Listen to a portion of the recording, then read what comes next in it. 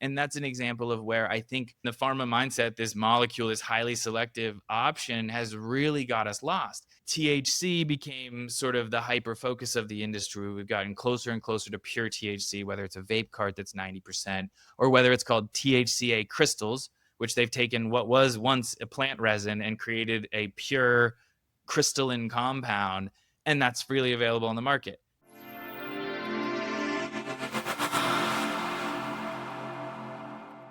Hello, critical thinkers. Welcome to this new episode of Healthy and Awake podcast. Here we question the conventional, explore the unconventional, and seek truth in health and wellness. I'm your host, Mike Vera, and today we have a very special episode, actually an episode that was requested by many people in the audience who wanted to hear about cannabis. And so I sought out, as I often do, the best of the best on the topics that you request. And so I'm here today with Dr. Codi Peterson.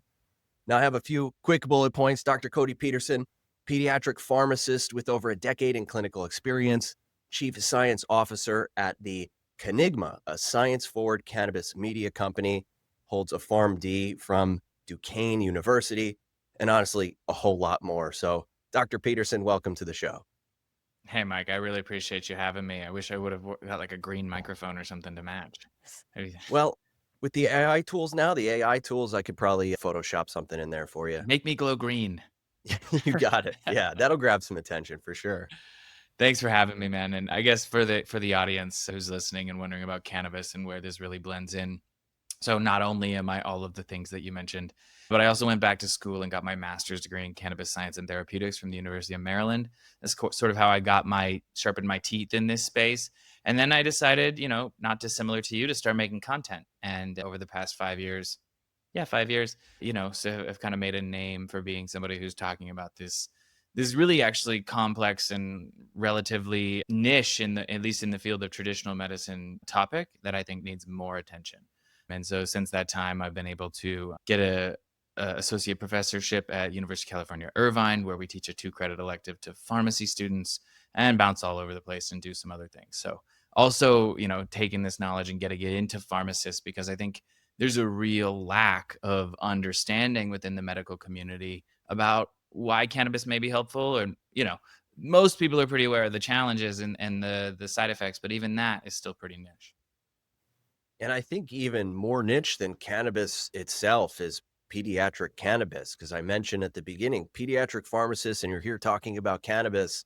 So cannabis for kids, can you help me understand how that fits into this picture? Yeah.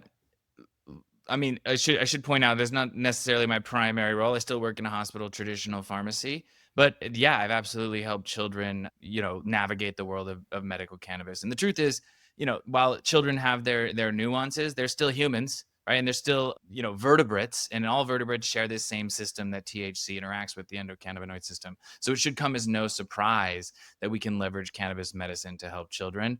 But being a pediatric pharmacist, I see the sickest of children in our society, whether it's cerebral palsy, paraplegia, chronic seizure disorders, mental illness. You see this whole gamut of the sickest children among us. And I gotta say, every day I'm like, yeah, this person could probably benefit from cannabis. Now, keep in mind, I've still got my white coat on, and I can't really recommend that in my traditional setting. But there's no doubt that cannabis can help countless children for countless different disease states that they may be suffering from. And, we all just think of it as like, oh no, cannabis bad for children's brains. But actually, the data that supports that is all derived from recreational use, from teenagers who decide to pick up a marijuana pipe.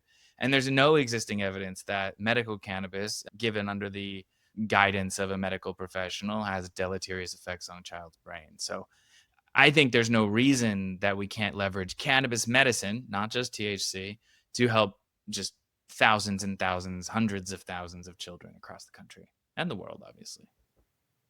And they're already, as far as I know, kids are already, of course, depending on the context, given things like opiates, amphetamines, antidepressants, things that, Across the board. No yeah, one says, "Oh, you shouldn't give Adderall to children." right. But Adderall is amphetamines, right? And no one says that when a teenager develops anxiety disorders that they shouldn't get benzodiazepines, even though benzos are associated with countless deaths and a lack of brain development. And abusing benzos at a young age is associated with numerous deleterious effects and mental health disorders, etc. So these same rules apply to all these other prescription meds, but we don't talk about them in that context because those are legal and prescribed, whereas medical cannabis still floats in this pseudo legal space.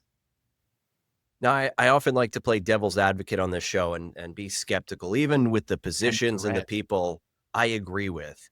And so, just thinking of what you said, someone might say, well, there's a lot more research on something like amphetamines and opiates and antidepressants, of course, in this centralized scientific model that we've criticized in the past on the show. But I guess my question here is there actually good science on cannabis, whether it's for pediatric or just in general? Yeah, I mean, cannabis is probably the most studied plant in the world. No one has dedicated more time to looking at it. Unfortunately, most of that funding and money has focused on the adverse effects. So we don't know as much about the benefits, but we've got a very good handle on the negative effects of cannabis. Some of the challenges becomes again, without being a legal medicine, there's a lot of questions about the inputs in these studies. When you say someone was a marijuana user, what does that mean? What is the concentration of that flower? How often were they using? What by what delivery system? Was it a bong? Was it a capsule? All of those factors fall into the gray and almost get fuzzy because of the illegality of the plant. But we have studied this thing to no end.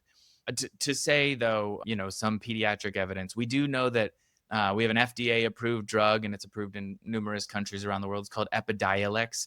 Epidiolex is essentially a distillate or a concentrated version of a high CBD plant. So it's a plant based cannabis extract concentrated down and given to children with complex epilepsy disorders. And it's FDA approved for 3 conditions. And frankly, they're still working on opening it up to even more. So we've got good evidence there.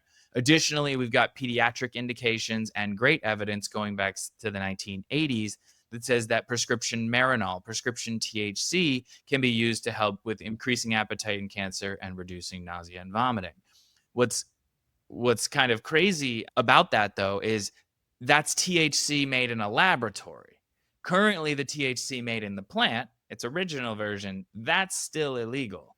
But this made in a laboratory, identical molecule is FDA approved and prescribable by physicians. So the contradictions go on and on and on, and we'll learn about them as the show goes on. But it doesn't make much sense. Oh, I mean, it makes you wonder. I wonder why that might be. I mean, they're making all this money off of it. It's such a frustrating thing going on. But I love how I was writing down a question and you answered it right as I was writing it down. So it does sound like the first pharmaceutical version that you mentioned is not a synthetic one. It started with an E. What was it? Well, actually, the first would have been Marinol or prescription That came dronabinol. That earlier. goes back to the 1980s, 84, 85. And that was before we even knew how the medicine worked. We just said, oh, hey, these people who were struggling with HIV seem to be withering away, and cannabis or marijuana seems to help them. So the FDA went ahead and greenlighted that way back when. The Epidiolex, which is prescription CBD, was only approved in 2018 for a very small subset of conditions. But as you said, they're making money off of it. That drug sold $900 million worth of revenue, not profit, revenue, just last year, expected to hit $1 billion this year, which makes it, by definition, their own definition, a blockbuster drug. Hmm. Weren't there issues with Marinol? There is controversy mostly surrounding its efficacy. A lot of people feel like it isn't as effective. Keep in mind, it's not a plant extract. It doesn't come with a multitude of molecules that may or may not help a medicine work better, but instead is a very pure, isolated molecule.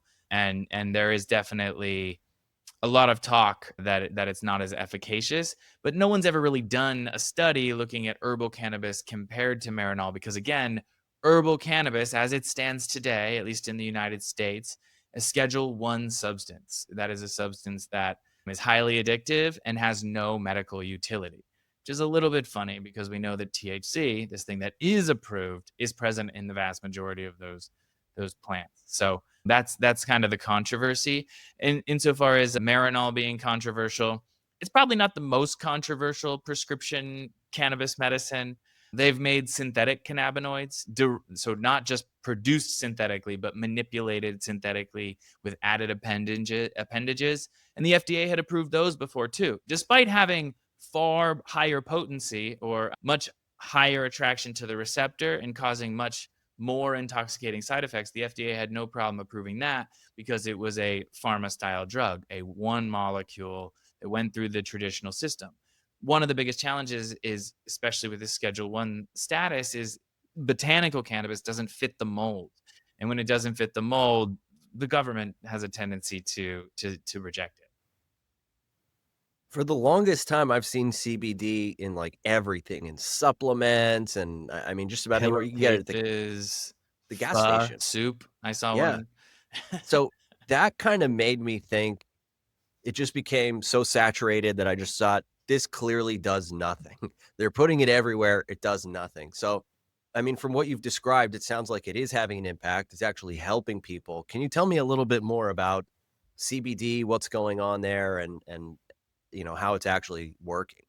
Yeah, so you kind of need to conceptualize if we got to go back way in time to sort of understand where cannabis was.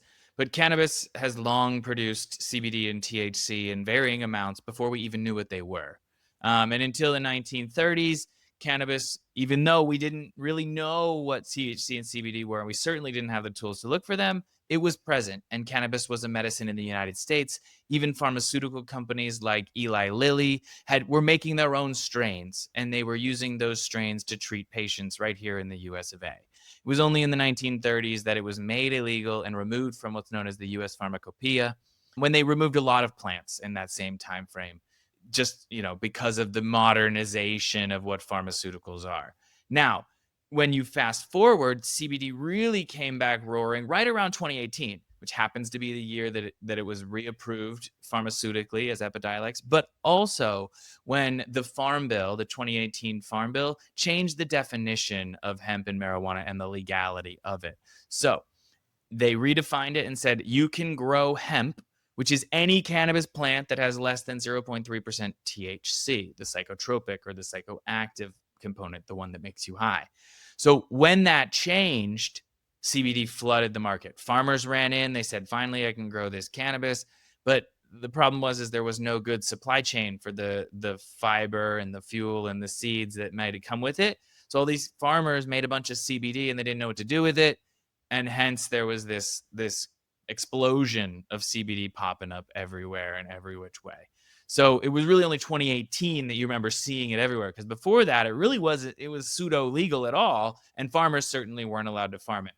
Technically, 2014 there was a research program under the 2014 Farm Bill, but it really became mainstream in 2018. Exploded in popularity, went into everything. Like I said, pillowcases is the funniest example that I can think of. And it kind of became complicated. Most people tried it for a little bit, didn't think it helped, and sort of fell out of vogue. So now you don't see nearly as much CBD around as you did.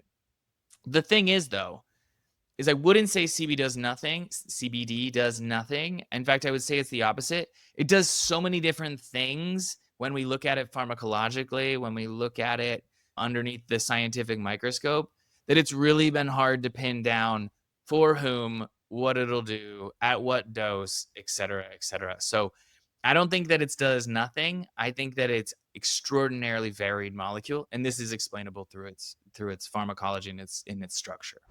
Hey, have you noticed how broken conventional medicine is and it only treats symptoms instead of solving root problems? I mean, it's no wonder more people than ever struggle with chronic health issues, stubborn weight gain, low energy, and plenty more challenges.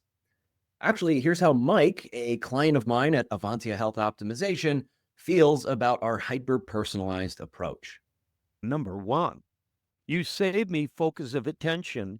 I have other things that are pressing and pending. I no longer have the playing time. So I need somebody to help me get the information I need specifically. You're saving me hours upon hours of time, but you're also saving me the youthfulness and clarity you have of cutting through the chase. So you have saved me time, financial money, the thinking and the labor, the intense labor, and that is worth all the money in the world. So, as most of you know, I'm Mike Vera, a board-certified health and wellness coach, host of Healthy and Awake podcast, and founder of Avantia Health Optimization. We deliver hyper-personalized coaching, addressing lifestyle as the missing link. Whether you're battling chronic health challenges, aiming for sustainable weight loss, or you're a busy executive or athlete needing peak performance, I'm your guy. Your first session is just $1, so you can try out health coaching, get a feel for it, and you can visit AvantiaHealthOptimization.com or visit the link in the show notes. So check out Avantia, because your health deserves solutions that truly work for you. And so that, what you mean by that, I'm guessing, would be looking at the endocannabinoid system, kind of the effects that it's having throughout that. Yeah, it gets even more complicated than that. To put it simply, if drugs are keys and inside your body you have receptors, places where drugs act, those are locks. THC has a very rigid structure. You can think of it pretty much like a key you'd stick in your lock. It goes in and it really activates these two locks called CB1 and CB2. This gives us relatively predictable effects. People know what THC feels like. CBD, however, is like a floppy key. Right in the middle of the key, where THC is rigid, CBD is floppy and it spins all around, which throws an entire curveball into what we would say of predictable. And so what I would say is that while THC is a very well-defined, cleanly cut key, CBD is like a half key that sort of wiggles in certain spaces and it jiggles for some people. And it's going to depend more on the individual taking that CBD and what their underlying predisposition is and their challenges are, whether it'll work or not, which has created a real challenge on understanding who and what for and how around CBD. If we look at it pharmacologically in the traditional pharma sense, THC is a pretty clean-cut molecule. It's got 2, maybe 4 places it acts in the body, not places, 4 locks that it interacts with in the body. CBD is currently estimated to have 65. I've seen 120 estimated. It does a lot of different things in ways that we haven't been able to predictably predict. It makes me wonder, because I've heard you talk about the endocannabinoid system in the past, and the way I've heard it described makes me wonder if it's basically like a vitamin, for lack of a better word. We have this innate system in the body that seems to have all these profound effects, and when you introduce some form of cannabis into the body, a lot of people report feeling some kind of benefit. So could it be that we are kind of meant to take in this in some fashion?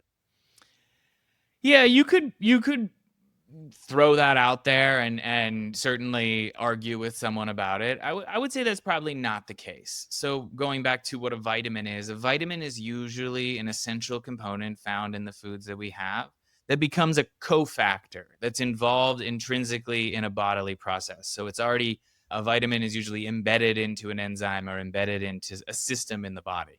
You have this system, the endocannabinoid system is a master regulatory system present not only in us, primates, not only us humans, and not only monkeys, primates, not only all mammals, cats and dogs and, bears, but also in birds and lizards, and almost all life on planet Earth shares this endocannabinoid system. And so what is it? Well, it's a lipid signaling system. It is a system that runs off of fat that helps the body maintain balance in this crazy dynamic world. Sun comes up in the morning, we get hot. Sun goes down in the morning, we get cold. We have to change. Oh, we jumped into water. How does the body have to respond to that versus being dry? Humidity, everything around us is changing.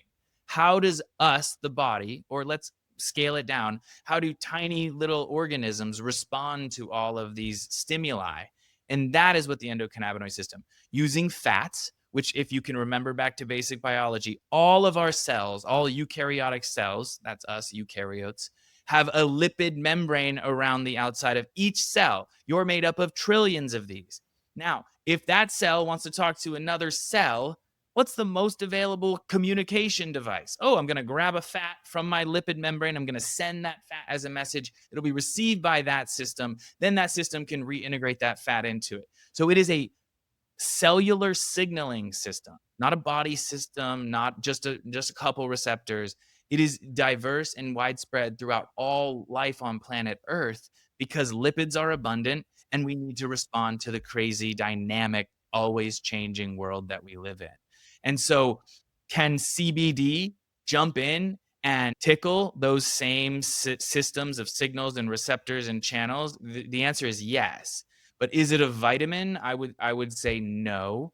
It is a plant molecule that has found a way to tap into this master regulatory system for whatever reason, right? You could make an argument evolutionarily. It's so we picked it and we grew it.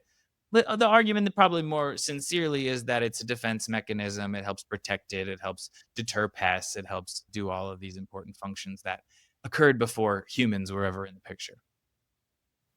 What about the role of the isolated compounds? Because we've talked about THC, we've talked about CBD, these isolated compounds taken from the plant. And I've read about something called the entourage effect, which, if I understand it correctly, just covers the synergistic interaction. So, is that kind of, let me actually, if I may, just share one quick story. I had a Please. previous guest, Dr. Robert Lufkin, and I asked him about really insulin and blood sugar and particularly what would happen if we took someone who ate a full apple versus someone who basically broke down all the chemical pieces of an apple. And he told me about a study where they did that with applesauce versus a full apple, and the body processed it significantly different. Mhm. And so I do wonder, okay, we have this system that clearly can process CBD and THC, but should they be processed in isolation or should it be together in a package? Does that make sense? Yeah, I follow you completely. Look, if you want to do it the traditional pharmaceutical route, the route that has been occurring since plants were removed from the list of medicines we were supposed to use, and we're supposed to be using one molecule and one molecule because it's predictable. We know exactly how much you get. There's an argument to be made for that side of things. However, I think there's a strong argument to be made on the other side of things as well, suggesting that plants could indeed provide positive or negative entourage effects. So, as I mentioned, the system that we're hijacking, right, that THC hijacks relatively predictably, is all throughout our body. It's different inside of all of us. It's different at different times of the day. And it's different based on your genetics and your diet and your lifestyle. So when I introduce THC alone, that's still relatively predictable. But when you introduce THC alongside terpenoids like limonene or beta caryophyllene, which do indeed have knowing pharmacological effects, that there is some sort of interaction between these molecules that we can't understand, that we haven't yet wrapped our head around. And I'm not sure that we will anytime soon. But if that combination results in a different effect than that one molecule, that's what we've defined as the entourage effect, these two molecules working together. And not just two, we're talking about dozens of molecules interacting with thousands of different receptors on millions of different cells on your body. So the idea that we could give one molecule and always predict how it's going to work, it's a fallacy.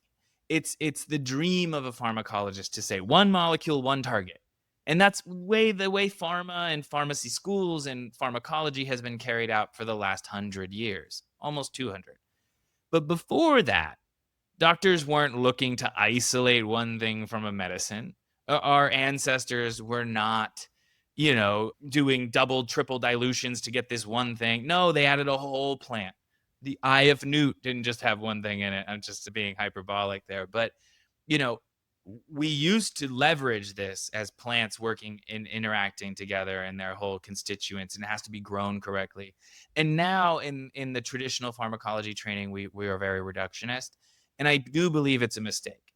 That said, I don't think that every entourage is a good entourage, right? It's possible that a plant with multiple components could be working against itself. But sometimes that's desirable. And I want to give you an example. What do you know about heroin? I know it's an opiate that primarily works on the dopamine pathways, very Okay, definitely addictive. tickles dopamine. That's about as Okay. far as I can think of off the top of my head. Hey, do you spend a lot of time looking at screens like your phone, the TV, the computer? Well, that can actually lead to some pretty severe disruption in your circadian rhythm, which messes with your sleep, your hormones, your energy, your mood, your clear-headedness. It can actually disrupt quite a bit. Well, Boncharge has life-changing solutions to enhance your well-being and prevent some of those issues. Their blue light blocking glasses, which I'm actually wearing right now, have honestly transformed my life and even the lives of many of the people I work with. I regularly hear how quickly people's sleep improves once they start using these glasses at night. Plus, their red light therapy devices and other wellness products offer cutting-edge health benefits. So click the link in the show notes to shop and support the show, because every purchase helps me keep bringing you great guests and impactful content. Now back to the show. First and foremost, it's an opioid and not an Okay. opiate. And the reason I say that is opiates come from the opium poppy, and Oh, and opioids synthetic. are synthetic derivatives of Okay. those. Okay. So then if we look at, okay, where does heroin come from? Oh, it's a derivative of morphine. We acetylate morphine and we get that. So let's go back to morphine, an opiate found in the opium poppy. 200 years ago, they figured out, hey, this is the magic stuff in opium. We better start isolating it, right? So that we can get rid of some of these nasty side effects and get these very predictable morphine effects. And that was great, except when we did that, we turned opium addicts into morphine addicts. And then when morphine addicts tried heroin, we turned morphine addicts into heroin addicts. Because the more we isolate, the more we pull away, the more potent effects we got. It tickles that dopamine more, that more addictive potential. But also we got rid of some side effects, some nausea, some dry eyes, dry mouth, some really undesirable side effects, right? Undesirable. However, we didn't have 100,000 Americans, and there wasn't an America back then. We didn't have hundreds of thousands of deaths globally from opium back then, because opium had an entourage that created it self-limiting. Not good, right? It made the effects worse. It was less enjoyable. It was less, but we had a protective mechanism in that plant. And as we isolated it and went from morphine, then to heroin, and then eventually to fentanyl and other synthetic derivatives, we've gotten increased dangers, increased addiction potential, and we've gotten away from what the plant and nature offered, which was this mix of opiates. It's not just morphine in opium. It's codeine, it's thebaine, it's noscapine, it's papaverin. All these molecules together created the drug, the plant drug of opium. But when we got to isolate them, we lost that. And it turns out those were protective. So my contrarian view of the last 2 years is bring opium back. We want to save people's lives, allow people to grow plants and extract them, not sell them on the open market, but don't make that illegal. Make fentanyl illegal as hell. Put those people who are selling that drug in jail. And if people want to or become addicted to opiates, let's keep them on the plant extracts that doesn't take them out. Is it perfect? No. Can they still, have a lot of negative consequences from opium and not fentanyl? Of course they can, but we wouldn't have people dying left and right. And that's an example of where I think where pharma and the pharma mindset, this molecule, this highly selective option has really got us lost. And then I would argue that cannabis right now is kind of lost in the same sauce, and not a good thing, because THC became sort of the hyper focus of the industry. We've gotten closer and closer to pure THC, whether it's a vape cart that's 90%, or whether it's called THCA crystals, which they've taken what was once a plant resin and created a pure crystalline compound, and that's freely available on the market. Not that it shouldn't be, but it's going the same direction. And I would argue that we need to go back to what made the cannabis plant this amazing medicine, instead of, oh, what's the money making drug? What's the one isolate? And just to kind of cap that all off, that's why I say that cannabis isn't a drug. Cannabis is a plant. Opium is a plant extract. Cannabis rosin, a plant extract. THC is a drug, right? That doesn't make it bad. It doesn't make it good. It's just we need to use the right words in order to get to what we're actually trying to talk about. So my shtick is regulate plants like plants and regulate drugs like drugs. And I think that America and the world would be far better off if we stuck to that. That makes a lot of sense, and the opioid example that you gave, I think, highlights it perfectly. And I was thinking, I know people who have eating coca leaves and said, hey, you're climbing up the mountain. The whole culture there, you eat coca leaves. And I felt fine. It gave me energy. It helped me. And then they, based on the same principles you apply, where the pharmaceutical model to like isolates this variable, and then it causes a whole downstream of bad effects, even though it alleviates some of the good effects. You see that in so many different places. I think saffron would be the one comparable, like that leads to MDMA. Is that right? Ooh, saffron, the flower, Or sassafras, the plant. sassafras. I know there's So sass I was like, something. saffron. I need to learn. Like saffron is the highly prized spice, but in both cases, yes, maybe a little. I don't know that sassafras alone has a lot of value as a medicine. The challenge with DMT, which is where you're going there, is that it's not orally available. But look, I think this could be played out over and over. We're looking at mushrooms have become all the rage Right. in the last 5 years, right? And now there's competitions. Who can make the highest psilocybin mushroom? Who's got the most potent one? And we're running down this same path where there's hyper focus on one molecule instead of what's the whole picture. What other molecules, what does baeocystin do next to psilocin in the mushroom? Is it beneficial for whom? And getting more towards I'd rather see chemodiversity be the focus rather than concentration, right? Which is where we're going again with mushrooms. They've got 4%, 5%, which is crazy considering historically, if you look at the natural sources, most of them are about 0.5 to 1%. And now we're at 5%, 6%. And everybody's breeding for this purpose. And I really hate to see, the mushroom industry, which eventually I believe will be its own thing, make the same mistakes as the cannabis industry. And we already saw the coca industry do something similar. All of it with this mindset that, everyone just wants to get high or everyone just wants this one effect. And I think the truth is that everybody's different. And if we focus on making it a more diverse, a broader medicine, they will be able to help more people with fewer negative effects. Well, what are some of those negative effects? Because surely, there is kind of in the culture as it has gained acceptance, there is an element of, hey, this is great for everything. It's perfect. There's no harm whatsoever. And yet, if you do look around, I do see some, if you're predisposed towards psychosis or schizophrenia, it's very dangerous. Or even the classic, how it affects motivation and it's going to make you a lazy stoner. So can you talk about some of the risks that people might want to look out for? Totally. I'm a pharmacist. Side effects, adverse effects are a big focus of mine. And I think that we see a pendulum effect in life, in politics, in everything that's going on around us. And I think one great example of this pendulum effect is cannabis is bad, Nancy Reagan, war on drugs, this is your brain on drugs, to like, oh, everything is great. Oh my God, it's the godsend and it's better than everything. And everything sucks except for cannabis and everyone should have it with their morning breakfast, lunch, and dinner. So first and foremost, the side effect that's closest to my heart, not necessarily the most common at all, is cannabinoid hyperemesis syndrome.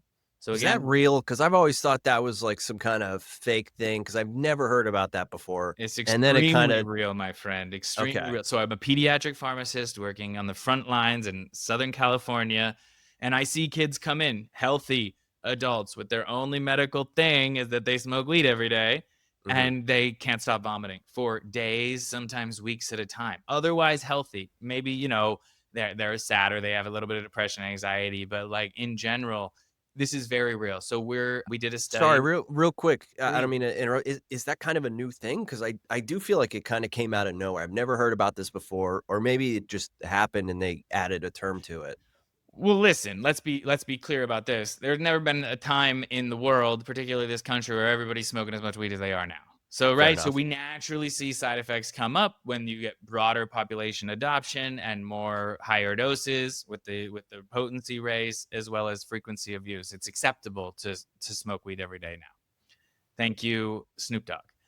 In some ways, I truly mean that. So where I'm going with that is cannabinoid hyperemesis is a syndrome, which is a collection of symptoms that results in bouts or episodes of extreme nausea and vomiting that doesn't respond to any of the medicine and appears to be driven through regular use of cannabis, regular long-term use. Usually people consume for a few years, if not longer, before developing this vomiting condition. So it was first described in the medical literature in 2004, 2005 in Australia, believe it or not. And since that time, we've seen a pretty significant uptick in this problem. So it's very much real. We don't know what's causing it, and we're trying to get to the bottom of that. So myself and a few other smart individuals, we did the largest survey of CHS sufferers that's ever been done. We had about 1,200 participants. We're trying to better understand who's getting this condition, why they're getting it, where they're getting their marijuana, right? Is it a contamination problem or whatever? And what I can tell you is people get it from home grow, people get it from the dispensary weed, they get it from their plug weed, they get it from the hemp online market. We've seen it across every single thing. Ethan Russo, who you mentioned, I think earlier, if I recall correctly, maybe it was my last call. Sorry, forgive me. No, that's okay. It was the man who named the Entourage effect that we talked about just a bit ago. And he's done a study and he's identified a few genetic differences that may be predisposing certain individuals that when they consume high dose marijuana for long periods of time, that they develop this vomiting condition. So that's a side effect that isn't well known. It's controversial because, again, it's sort of new. People don't understand where that came from. But I assure you it's very real. As far And as it seems, psychosis, go just ahead. real quick, it seems paradoxical too, because I know cancer patients who smoke to alleviate nausea. Yeah, totally. But I'll give you another paradoxical effect. If you use morphine for quite a while, your pain tolerance goes down. And now you need morphine to not feel pain and not be sensitized. Does that make sense? So it's Yeah. not that abnormal to think when I expose someone to something that treats that thing, that over a chronic period of time, for certain individuals, they'll develop an increased or sensitivity to it. So I don't think it's that hard to imagine that if THC can treat nausea and vomiting, that chronic long-term exposure could end up resulting in a dysregulation as it relates to nausea and vomiting. Because you're spot on. In fact, that's one of the FDA-approved conditions. Yeah. It's FDA approved for chemo-induced nausea and vomiting. People use it to help them eat. People use it when they were wasting away suffering from HIV. It's just that this master regulatory system, it's not one directional. Remember, it's a balancing system. So when you slant it all the way to one side for so long, there appears to be this rebound effect, so to speak. Yeah, it's happening. That's what I need to know. I don't know why. I don't claim to know why, but I want to understand better. It's huge research focus of mine. It's like the next task of my to-do list is to work on the paper right now. I can't share too many of the results, but really interesting. But what I can assure you is it's happening across all sourcing. It's happening mostly to heavy users, meaning everyday users, but it comes in a range of symptoms and a range of sort of clinical pictures. That's got me thinking about so many questions because one of the things I wanted to ask you about was tolerance. And you would think if it's heavy users, I know people who could smoke, they might as well wear an oxygen mask, like a mask that's just constant I've met stream of them. Yep. smoke. And I just find that surprising. I believe you. I'm not Yeah, no, doubting that. I know. We don't. It's not uncommon. So let's jump to anxiety, right? So a Okay. lot of people claim or come to cannabis hoping to help treat their anxiety, and that tends to work. It can be for many people, although not everyone. Some people get paranoid and anxiety with their first hit, right? So another Right. one of these, it goes both ways depending on you, depending on the cannabis you're consuming, and depending on your tolerance. But if you look at big studies that say, okay, you have anxiety and you also report cannabis use, they see an increase in anxiety and depression, something that most cannabis users will say they use cannabis for, in chronic long-term users. And why is that? Is it because the system is now gearing up for a baseline? And then when you're not in that baseline, you are anxious or depressed or whatnot. So this cannabis medicine, because we're dealing with a master regulatory system, it doesn't just go one way. It can go both ways. There are certainly individuals that have a dysregulation with no cannabis. They try cannabis for the first time, boom, they feel normal. This is exactly what they report. I've never felt more me. I've never felt more okay. Yeah. And there's other individuals, as soon as they touch cannabis, oh my God, they're freaking out. They're crawling out of their skin. They're anxious to no end because it has to do with our own personal set point. Then it's a moving target. Chronic exposure or chronic introduction of THC, I'm using THC, but any cannabinoid would apply here, can then change where our baseline is, where our balance is. And then without the molecule, the body is in a different state than with it is. So it's a moving target.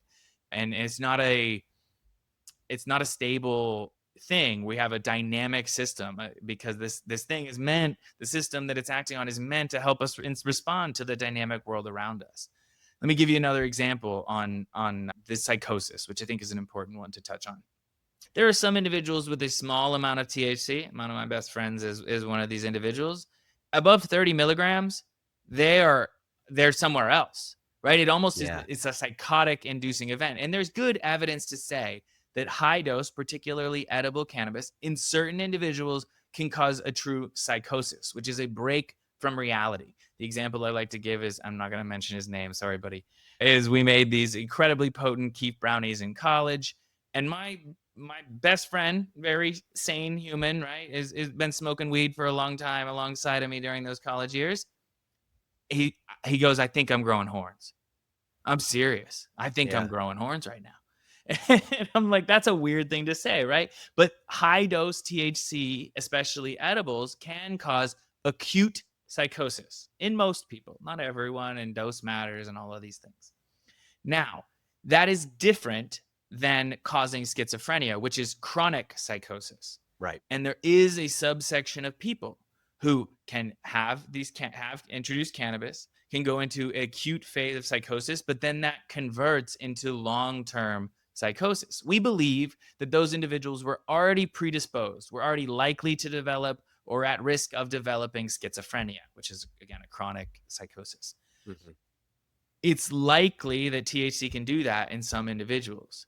Not likely, it's known, right? Yeah. And it is true that in many individuals, a large enough dose of THC can cause acute psychosis. So that's all real. The problem is trying to lump everyone into, marijuana causes psychosis, right? But many of us have tried marijuana and we're like, I don't get you. You don't get it. So that's because, once again, it has to do with our underlying system. It has to do with how much we use, at what age, et cetera, et cetera. But there's no doubt that using marijuana has been associated with an increased risk of psychosis for multiple reasons. One, we know that acute thing can happen, but also two, there's this underlying genetic predisposition for schizophrenia. So it's this, multitude of systems, this multifactorial process that really dictates a lot of these adverse side effects. And we're all different. And that's why it's really important that people are counseled, know the risks, and know to start slow. Some people can slam THC all day long. Other individuals will develop nausea. Other individuals might develop schizophrenia. Some individuals might develop anhedonia, or the lack of pleasure in other things that they're doing. Some won't. Some will just live their life like no different. Other people will become desperately depressed because marijuana has sort of dysregulated their motivational systems, which is, again, related to dopamine, which we keep coming back to today. Yeah. It makes a lot of sense, and I've had so many discussions on different diets and food on the past episodes, and people respond differently to different diets. I know people who thrive on the vegan diet and people who just had a terrible experience. Same thing with carnivore. So I'm it keto really right now because I nice. feel great. But Yeah, not everyone does. Some exactly. people, they're like, I could never starve myself. I'm like, well, set that aside. How you feel on a diet drives whether you're going to keep doing that diet. And for me, that works. But not everyone, it's not for everyone. Yeah, for sure. And, what's interesting is, any dietary change is directly connected to this system that I'm talking about. So the endocannabinoid system runs on fats. Where do you get fats? From your diet. And how do those fats get processed? Through your microbiome. And so there is great evidence to suggest all of this stuff swirls your childhood traumas, your exercise routine, all of it blends together to make you, and your response, especially to plant medicine, unique. Wow. This was such a powerful episode, and I really thank you for your time. And I know we're getting close to time here. So was there anything else that maybe we should talk about before we hang up this call? Yeah, I mean, I just want people to know that if they are curious about cannabis, that they have resources available to them. So the Kenigma, which you mentioned at the beginning of the show, has been sort of my baby for the last few years. There's so much information, a download of my brain, so to speak. So Kenigma.com, you can get all that stuff. We've been offline for a couple of years, and by offline I mean online, but not producing new content. But we are charging back up to create new content, and that's where you can learn all sorts of the stuff we talked about. You can just Google Kenigma and psychosis, and you'll find an article about exactly what we talked here today. So if you're curious to learn more about that, that's what you should Google. Cool. Well, I'll be sure to put a link to all your stuff in the show notes. I encourage folks to check that out. I'm looking at my sheet here. I have so many more questions that we didn't get to. So hopefully we get the chance to talk again in the future, because I really do appreciate the value and insight that you brought today. And other than that, folks, stay healthy, stay awake. Hey, thanks for listening to this episode of Healthy and Awake podcast. Please remember to leave us a 5-star rating on Spotify or Apple, or if you're watching this on Rumble or YouTube, please be sure to give us a thumbs up and leave a comment down below. Let us know what you thought, or if you had any questions based on what we talked about in this episode. And of course, it couldn't hurt to share it with your friends, those who maybe are awake, or those, of course, who are waking up. Thanks again. Stay healthy, stay awake.